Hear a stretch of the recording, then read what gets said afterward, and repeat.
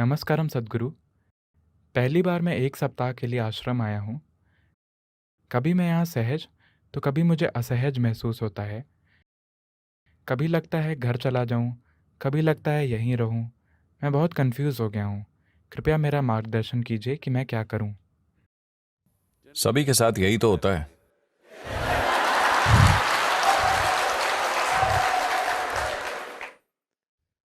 तो इनका कहना है कि ये दूसरी या तीसरी बार यहाँ आए हैं।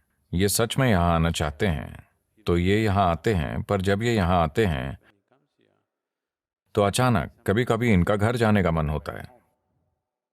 जब ये वहाँ होते हैं तो बेशक ये यहाँ आना चाहते हैं। तो मैंने कहा कि ये इनकी समस्या नहीं है, ये सदियों पुरानी समस्या है।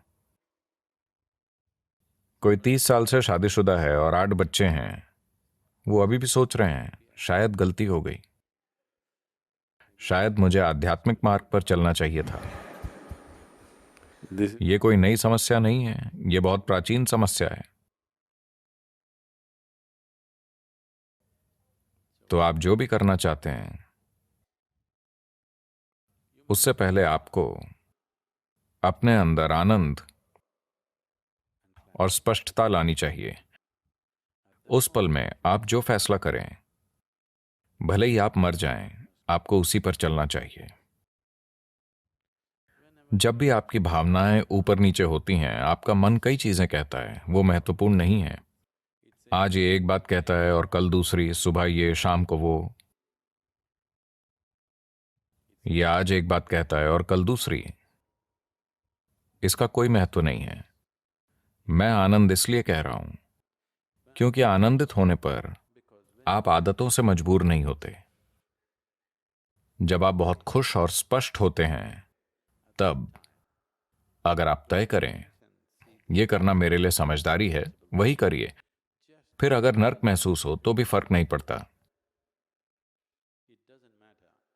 आप 10 साल नर्क से गुजरते हैं तब भी फर्क नहीं पड़ता, आप बस वही करिए, क्योंकि आपकी खुशहाली वही है। जब आप मजबूरी के विभिन्न स्थितियों में होते हैं, तब अगर आप अपनी दिशा चुनते हैं तो आप हमेशा के लिए खो जाते हैं। it is not about what you're doing. बात यह नहीं है कि आपका काम क्या है, बस आप उसे बिना रुके करते रहें। रोज अगर आप उत्साहित और निराश होते हैं तो बात नहीं बनेगी। अचल हो जाइए। कोई फर्क नहीं पड़ता कि आपका काम क्या है। अगर आप कसाई बनना चाहते हैं तो अडिग कसाई बनिए, बात बन जाएगी।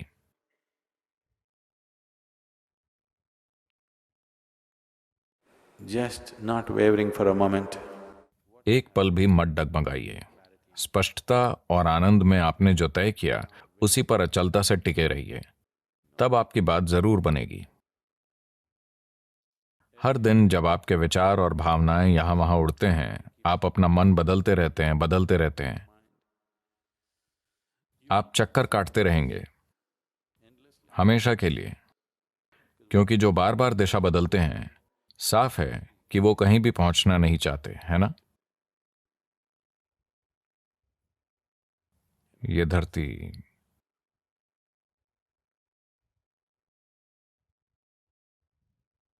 ये धरती गोल है, तो किसी भी दिशा में जाओ, कोई फर्क नहीं पड़ता। जब आप दिशा बदले बिना आगे बढ़ते हैं, तब यात्रा कर पाएंगे, है ना? आपकी यात्रा पूरी होगी। अगर आप दिशा बदलते हैं तो आप हमेशा के लिए भटक जाएंगे, हमेशा खोए रहेंगे। तो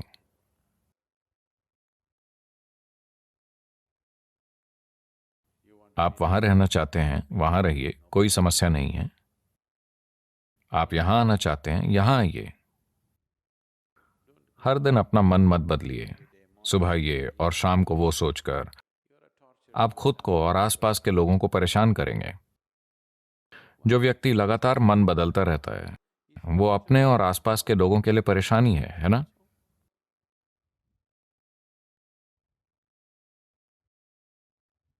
अभी आप सोच रहे हैं कल सुबह मैं योग करूंगा। कल सुबह जब 5 बजे डोंग होगा, मैं हर रोज सुनता हूं। पता नहीं आप में से कितने लोग सुनते हैं। जब डोंग बजता है,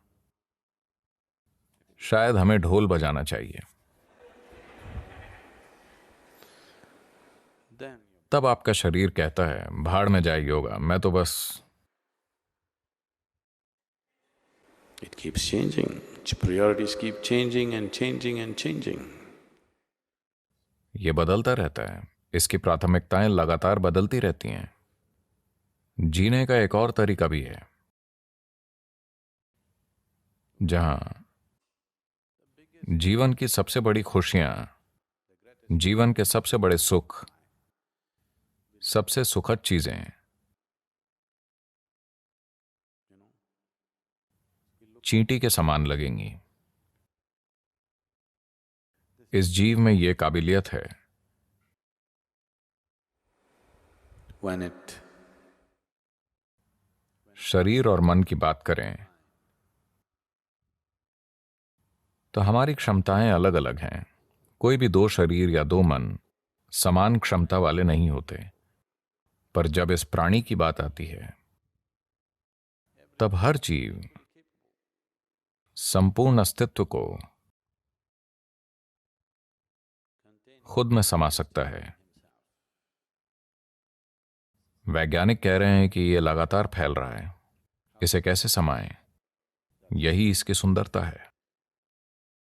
वो जो अनंत है, जो शाश्वत है, जो असीम है और जो हमेशा फैलता है, वो इस जीव में समा सकता है। उसे लेकर किन्हीं दो जीवों की क्षमता अलग अलग नहीं है। हर कोई समान रूप से काबिल है। ऐसा नहीं होता क्योंकि आप दिशा बदलते रहते हैं। जहां भी आपको थोड़ा आराम मिलता है, आप वहीं टिकने की कोशिश करते हैं।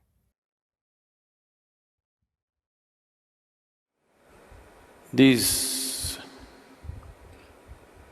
so-called getting civilized has become a huge detriment for spiritual process.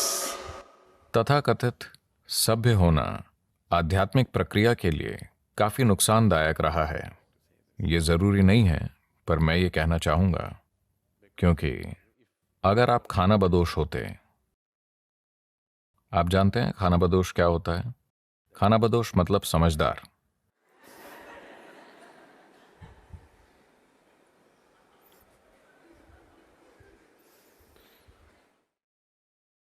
तो कौन खानाबदोश नहीं है? जो समझदार नहीं है। जो नासमझ है वही रुक जाता है। जो समझदार है वो हमेशा चलता रहता है और कहीं नहीं रुकता। जिस पल हम खानाबदोशी छोड़ देते हैं, हम एक तरह से सुरक्षा के पागलपन में पड़ जाते हैं। चाहे वो शारीरिक हो, मानसिक हो या भावनात्मक हो, आप हमेशा उस स्थान की खोज में रहते हैं जहां आप रुक सकें और सो सकें।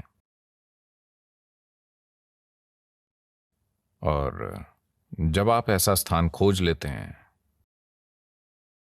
तब चीजें आरामदायक हो जाती हैं और आप में उससे बाहर आकर फिर से यात्रा शुरू करने की हिम्मत नहीं होती। तो अगर आप बस एक पिकनिक चाहते हैं तो ये ठीक है। अगर आप 7वें पर्वत पर चढ़ना चाहते हैं तो कुछ दूरी पर जाकर आपके घुटने चरमराने लगेंगे और आपकी सांस भाप के इंजन जैसी हो जाएगी। पश पुश पुश, पश पुश पश पुश होने लगेगी। तब आप चारों ओर देखेंगे और सुंदर पत्थर, बांस, आसपास की चीजें और घाटी बहुत सुंदर है। फिर एक और कदम उठाने की जरूरत क्या है? यह शानदार है, यही है। तब आपका मन कहता है बस हो गया, I'm not questioning the beauty of the place. मैं जगह की सुंदरता पर या वहां होने के सुख पर सवाल नहीं उठा रहा, पर फिलहाल आप में ये नया तर्क इसलिए आया है क्योंकि आपके फेफड़े भाप का इंजन बन गए हैं और आपके पैर बहुत बुरी तरह चरमरा रहे हैं। तो नया तर्क आया है। क्या आपने देखा है कि हर बार जब आप आराम या परेशानी की अलग अलग अवस्थाओं में होते हैं तब आप एक नया तर्क विकसित कर लेते हैं? क्या आपने ऐसा होते हुए पाया है? जैसे लोग कहते हैं हर स्टूडेंट कम्युनिस्ट होता है। शिक्षा पूरी करने के बाद नौकरी पाकर आप समाजवादी बन जाते हैं। जिस पल आपकी शादी होती है आप पूंजीवादी बन जाते हैं। नई परिस्थितियों के अनुसार आराम या परेशानी के अलग अलग स्तरों के कारण नए स्तर के तर्क आ जाएंगे।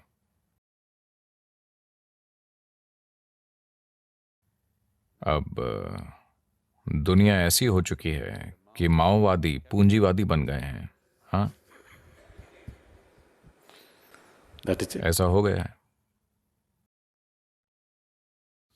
तो ये होता रहता है। इसीलिए स्पष्टता और आनंद के उस पल में आप अपने कल्याण को देख पाते हैं। आपको उस पर टिके रहना चाहिए।